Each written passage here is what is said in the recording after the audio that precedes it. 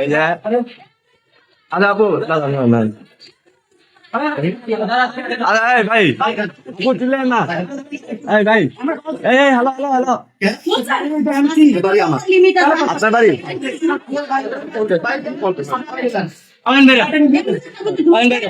আর আমার পর আমার বিয়ে করছে 11 বছর সংসার, এখন আমার চাষিরই করছে। আমার আপন ছোট চাষি, সে 2 বছর মা কাকা বাইরে থাকে, তাকে সে বিবাহ করে, তার সাথে সে অবৈধ সম্পর্ক করে, ঢাকায় বসে ফ্ল্যাট বাসা নিয়ে রাখে। সে সোহাগও আমার ডিভোর্স দেয় না, আর সোহাগ এক নারীতে আসক্ত না, সে আমার বিবাহ করার আগে আরো একটা বিয়ে করছে।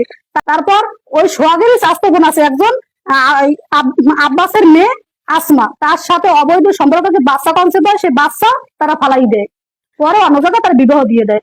আর আমার দ্বারা মনে করেন ও একটা কথা বলতে পারবে না যে একটা মেম্বার চেয়ারম্যান থেকে সালিশ হয়েছে, গণ্যমান্য দিয়ে সালিশ হয়েছে, কিন্তু আল্লাহর রহমতে বাইরে গেছে, বাইরে আসে, আমার এখানে বাসা ভাড়া নিয়ে থাকছে। বাসার ভিতর সকল মালামাল, কিন্তু সকল মালামাল চুরি করে নিয়ে মনে করেন আমার নামে মিথ্যা অভিযোগ দিচ্ছে সন্তান। আর আমি এখন কোথাও মনে করেন সাগরে ভাসতে আছি। আমি এর কঠিন বিচার চাই, কঠিন বিচার চাই, জনগণ দেখতে পারে, বুঝতে পারে যে অসামাজিক কাজ করলে এরকমের বিচার সমাজে হয়।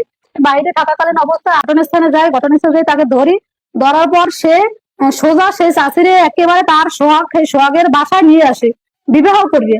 এখন সে তাকে বিবাহ করে স্বামী স্ত্রী পরিচয় একেবারে তারা বাড়িতে সংসার করতে আছে।